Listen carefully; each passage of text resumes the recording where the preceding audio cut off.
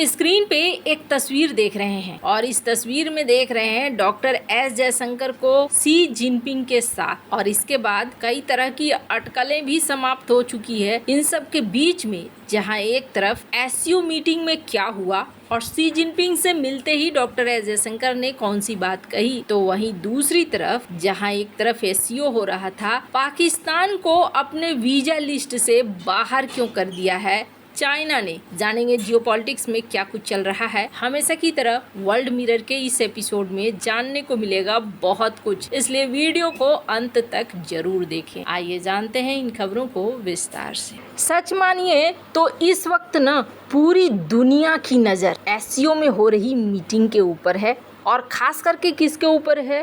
भारत और चाइना के ऊपर है। एससीओ की पिछली बैठक जिसमें राजनाथ सिंह ने यहाँ पर मना कर दिया साइन करने से। वैसे आपको बता दूं चाइना के साथ ना एक बहुत अच्छा सीन है, और वो सीन क्या है? ये मेहमान नवाजी बहुत अच्छा करते हैं। आपको इनकी मेहमान नवाजी में सब कुछ बिल्कुल संस्कारों वाला मिलेगा, और ऐसा ही यहाँ पर देखने को मिला भी। स्क्रीन पर देखिए आप, यहाँ डॉक्टर एस जयशंकर, मुलाकात हुई इनकी शी जिनपिंग के साथ। शी जिनपिंग नजर आए। सबसे पहले तो बहुत सारी जो अटकलें चल रही थी, कुछ लोग ये कह रहे थे कि शी जिनपिंग हो सकता है बीमार है। कुछ खबरें ऐसी आ रही थी कि शी जिनपिंग से धीरे धीरे सत्ता जा रही है। कुछ खबरें ऐसी भी आ रही थी कि शी जिनपिंग का तख्ता पलट हो गया है। पर फिलहाल के लिए शी जिनपिंग यहाँ एससीओ की मीटिंग में नजर आ रहे हैं। इससे पहले यहाँ पर ऑस्ट्रेलिया के पीएम भी पहुंचे थे, अल्बनीज, लेकिन कल तक वो अल्बनीज के साथ नजर नहीं आए थे। दुनिया भर की नजरें इस बात पर भी टिकी हुई थी क्योंकि बहुत लंबे समय से किसी सार्वजनिक इवेंट में शी जिनपिंग नहीं दिख रहे थे। पर एससीओ में इनका आना ये बतला रहा है कि पहली बात कि इन्होंने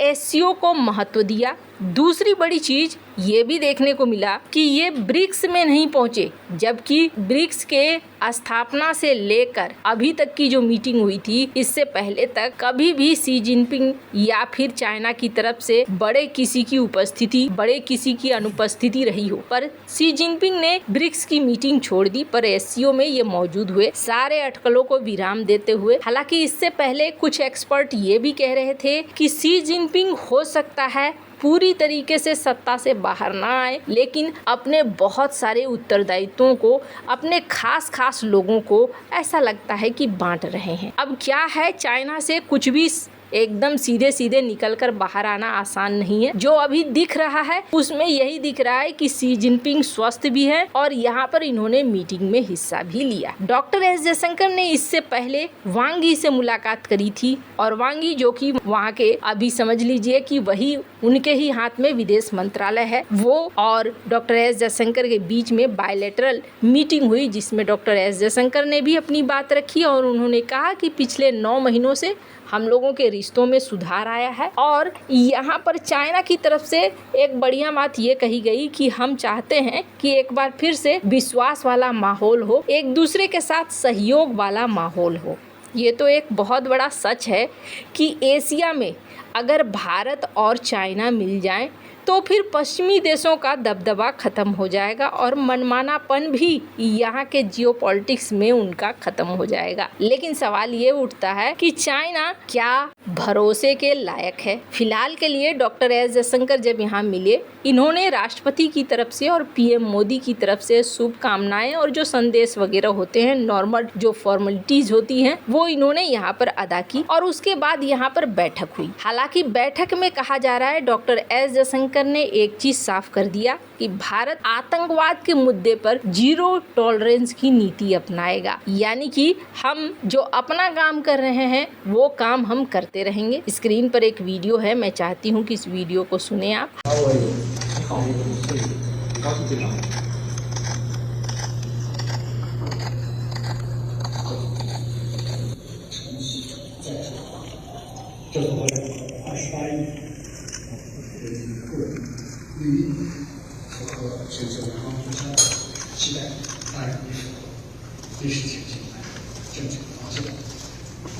We saw each other very simply on the sidelines of BRICS, as you know.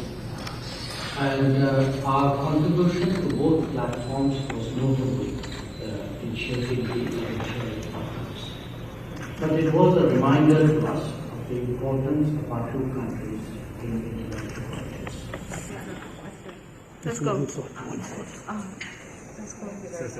Thank you. Please.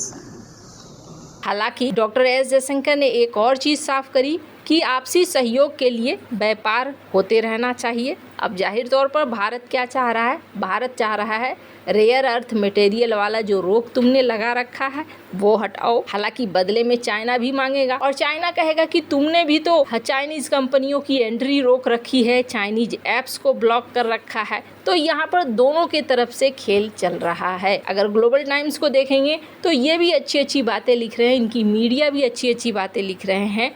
लेकिन जैसा मैंने कहा, चाइना एक ऐसा देश है जो बहुत ही संस्कारों से बहुत ही अच्छे तरीके से मेहमान नवाजी करता है, लेकिन राजनीतिक तौर पर वही करता है जो उसके देश के लिए फायदेमंद होता है। जैसे कि राजनाथ सिंह की जब मीटिंग हुई, यानी कि रक्षा मंत्रियों की एससीओ की बैठक हुई, तो उसमें हमने नमूना देखा। अब यहाँ पर भी जो जॉइंट डिक्लेरेशन आएगा उसमें नमूना देखने को मिलेगा, लेकिन भारत ने अपनी बात यहाँ साफ साफ रख दी। यानी भारत ये समझा रहा है कि देखो, हम अपनी ही पॉलिसी पर चलेंगे। एससीओ की इस बैठक में पाकिस्तान के विदेश मंत्री भी पहुंचे हैं और जाहिर तौर पर पाकिस्तान के साथ भी इनकी मुलाकात हुई और जितने भी विदेश मंत्री थे उन सब से शी जिनपिंग की मुलाकात हुई है। शी जिनपिंग ये चाहते हैं कि एससीओ को और भी ज़्यादा अच्छा बढ़ोतरी मिले और भी ये आगे बढ़े और एक नए लेवल पर जाए। जाहिर तौर पर जितने भी संगठन हैं उन संगठनों को ये आगे बढ़ाना चाहते हैं। कारण क्या है? कारण ये है कि अमेरिका की जो व्यापार नीति है उसको लेकर अभी संशय है कि डोनाल्ड ट्रंप क्या करेंगे। रूस के साथ तेल के व्यापार की वजह से अगर 500% तक टैरिफ लगता है तो चाइना और भारत दोनों के लिए मुसीबत आ सकती है। चाइना इस चीज को भी ध्यान में रखे हुए है।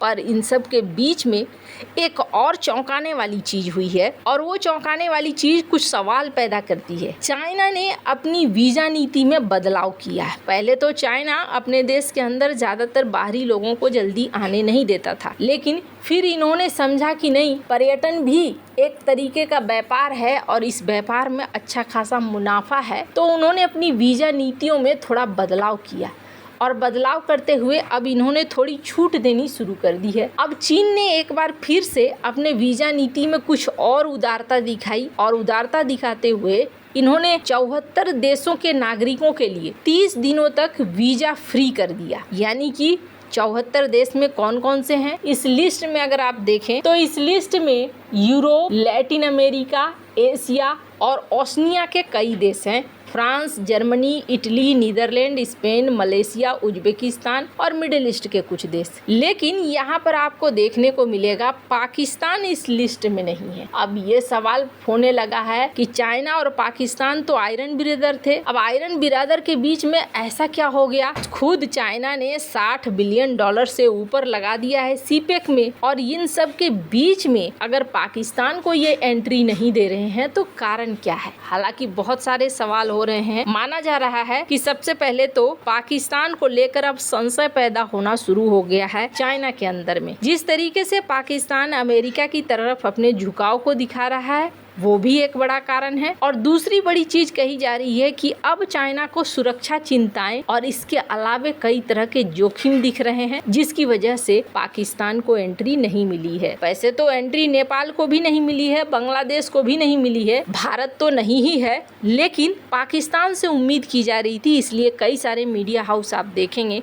सब सवाल कर रहे हैं कि आखिरकार पाकिस्तान को इस लिस्ट से बाहर क्यों रखा। वैसे आपको क्या लगता है इन सब मामले में? आपकी क्या राय है? कमेंट कर जरूर बताएं। जल्द मिलते हैं अगले वीडियो में नई खबर के साथ।